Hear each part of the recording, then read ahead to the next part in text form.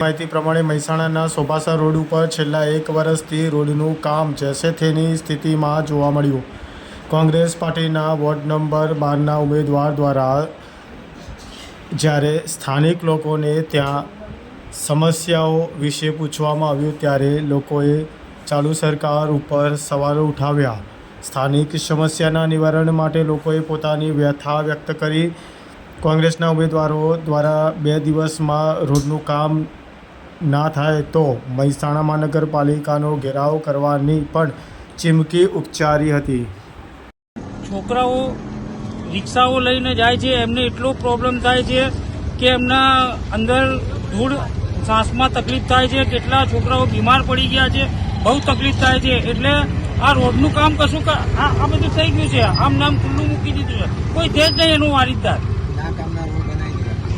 આ સામે ટીપી છે, ટીપી અત્યારે કોઈ કામ એ કશું કામ તૈયાર થઈ ગયું છે, તો એ ટીપી નું કોઈ લેવા દેવા નહીં. આ સામે ટીપી છે, બતાવો ये कम्प्लेट बनाए अगर ये समझो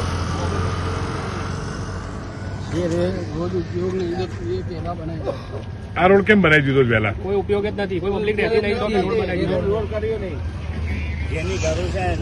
અત્યારે અહીંયા દિવસમાં હજારો સાધન ચાલે છે, કોઈ જોવાય નહીં આવતું. અહીંયા એ બોર્ડ નું ઓપનિંગ કરીને જતા રહ્યા, બસ પતી ગયું. એ ઓપનિંગ 4 ફોટા પડીને જતા રહ્યા ભાજપના કાર્યકર્તાઓ, બસ પતી ગયું. અમારે અહીંયા સ્ટ્રીટ લાઇટો જોવે, સારા રોડ જોવે, એ અમારી માંગ છે. બસ બીજો કોઈ નહીં. બસ અમને તમે વિનંતી કરીએ છીએ આજે. અહીંના રહીશો તમે શેના માટે અહીંયા ભેગા થયેલા છો અને શું સમસ્યા છે તમારા લોકોની? અમારી સમસ્યા એ જ છે કે આ રોડ છેલ્લા 6-12 મહિનાથી બન્યો નથી અને અમે 10 થી 15 વર્ષથી અહીંયા રહીએ છીએ. કોઈ જાતની અહીંયા ડેવલપમેન્ટ કે કોઈ પણ વસ્તુ થતી નહીં. આ સિંગલ પટ્ટી રોડ છે, માર્કેટ યાર્ડના મોટા સાધનો પણ અહીંયાથી જ જાય છે. તો પણ મહાનગરપાલિકાને કોઈ ખબર જ નહીં કે અહીંયા કોઈ રહે છે કે નહીં રહેતું. કેમ કે આ મુસ્લિમ એરિયા, પછાત એરિયા, એમને એમ જ ખબર પડે છે. અહીંયા કોઈ ડેવલપમેન્ટ કરવા માટે કોઈ રાજી જ નહીં. અને અમે મહાનગરપાલિકામાં એટલું જ કહેવા માંગીએ છીએ કે અમારા સામે જુઓ, આ રોડ અમારે બહુ તકલીફ કરે છે અને અમારે કેન્સરની પ્રોબ્લેમ પણ થાય છે આના કારણે. મિટ્ટી પણ એટલી ઉડે છે. જેટલી વાર રિક્વેસ્ટ કરી એટલી વખત કોઈ સાંભળવા જ તૈયાર નહીં સાહેબ.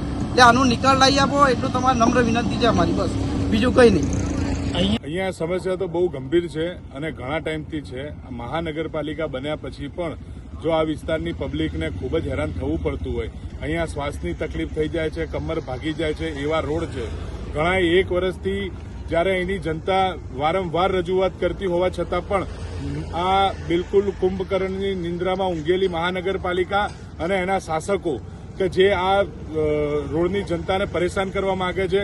અહીંયા તમે જોઈ શકો છો, તમે તમારા વિઝ્યુઅલથી બતાવી શકો છો. આમ સામેની સાઈડ બતાવો સાહેબ, આ જુઓ, આ એક પણ ડામરનો રોડ નથી. અહીંયા ખાલી માટી અને કાંકરી નાખેલી છે. અહીંયા રોજ 10 થી 15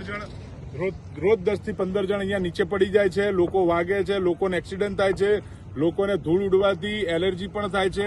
પણ આ બિલકુલ કુંભકર્ણ નિંદ્રામાં ઊંઘેલી મહાનગરપાલિકાને આનો કોઈ જ પરવા નથી. એટલે હું જયમીન બારોટ મહાનગરપાલિકાને બિલકુલ આહવાન કરવા માંગુ છું કે 2 દિવસની અંદર અહીંયા ડામર રોડ ચાલુ નહીં કરો તો મારે ના છૂટકે મોટું આંદોલન કરીને મહાનગરપાલિકાનો ઘેરાવ પણ કરવો પડશે, તો પણ હું કરીશ. એટલે માટે મહેરબાની કરીને રિક્વેસ્ટ છે મહાનગરપાલિકાના સત્તાધીશોને કે જલ્દીથી જલ્દી અહીંયા કામ ચાલુ કરે.